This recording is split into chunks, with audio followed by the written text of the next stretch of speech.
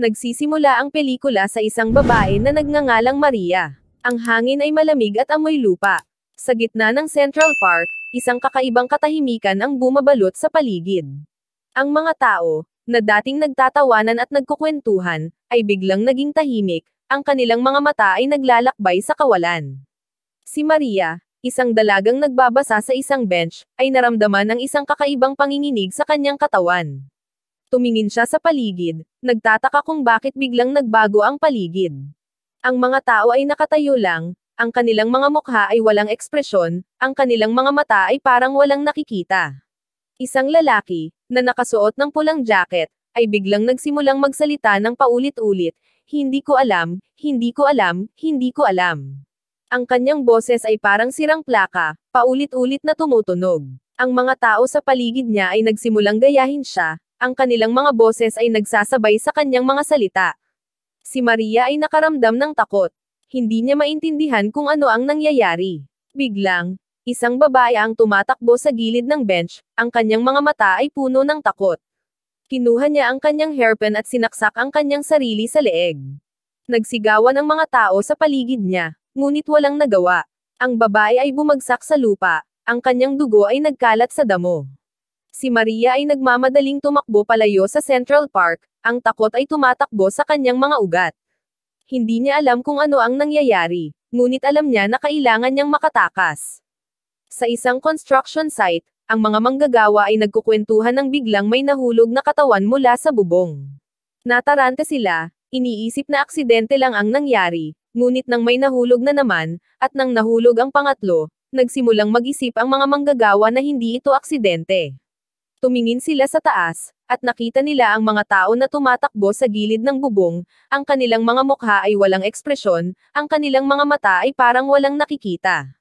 Ang mga manggagawa ay nagmamadaling tumakbo palayo sa construction site, ang takot ay tumatakbo sa kanilang mga puso. Sa isang paaralan sa Philadelphia, si Elliot Moore, isang guro sa science, ay nagtuturo tungkol sa mga nawawalang bubuyog, isang penomeno na hindi maipaliwanag ng science. Biglang nagkaroon ng anunsyo tungkol sa isang pag-atake ng terorista sa Central Park. Nagpasya si Elliot, kasama ang kanyang asawang si Alma at ang anak ng kaibigan nilang si Jess, na tumakas mula sa Philadelphia sakay ng tren. Sa tren, nagsimulang makatanggap ng mga ulat ang mga tao tungkol sa pagkalat ng kakaibang pag-uugali at pagpapakamatay. Si Alma ay tumatanggap ng mga tawag mula sa isang lalaking nagngangalang Joey, ngunit nagsisinungaling siya kay Elliot tungkol dito.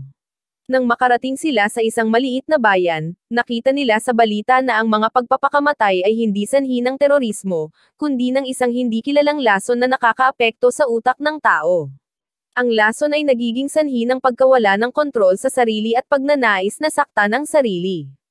Habang tumatakas, unti-unti nilang natutuklasan na ang banta ay tila dulot ng kalikasan mismo, partikular ng mga halaman na naglalabas ng nakalalasong kemikal bilang proteksyon laban sa mga tao. Ang teorya ay ang mga halaman, bilang tugon sa pagkasira ng kapaligiran, ay nag-evolve para maglabas ng toxin sa hangin upang kontrahin ang pagsira ng tao sa kalikasan. Sa bawat lugar na kanilang pinuntahan, nakita nila ang malupit na epekto ng toxin sa mga tao, na nawawalan ng kontrol sa kanilang isipan at nagtatangkang magpakamatay. Sa kanilang paglalakbay, hindi lamang sila lumalaban para mabuhay kundi sinusubukan rin nilang intindihin kung paano mabubuhay ng matiwasay sa harap ng banta ng kalikasan. Ang pelikula ay nagtatapos na parang bumalik ang normal na estado ng kapaligiran, ngunit may pangamba pa rin na maaaring muling maganap ang pangyayari kung magpapatuloy ang mga tao sa pagsira sa kalikasan. Si Julian, kaibigan ni Elliot, ay nagmamadaling pumunta sa Princeton upang hanapin ang kanyang asawa. Nang makarating siya doon, nakita niya ang mga tao na nakasabit sa mga puno, na hawahan ng lason. Namatay si Julian sa isang aksidente sa sasakyan, nagpapakamatay din. Si Elliot at Alma, kasama si Jess, ay nagpatuloy sa pagtakas, ngunit nakasalubong nila ang maraming bangkay at mga taong nahawahan. Nalaman nila na ang lason ay tila nagmumula sa mga halaman at na-trigger ng malalaking grupo ng mga tao. Sa kanilang paglalakbay, nakasalubong nila ang mga taong nahawahan ng lason, at nakikita nila ang mga nakakatakot na epekto nito. Nalaman din nila na ang lason ay tila nagmumula sa mga halaman at na-trigger ng malalaking grupo ng mga tao. Sa huling bahagi ng pelikula, nagpasya si Elliot na maghiwa-hiwalay ang grupo upang hindi na sila matrigger ng lason.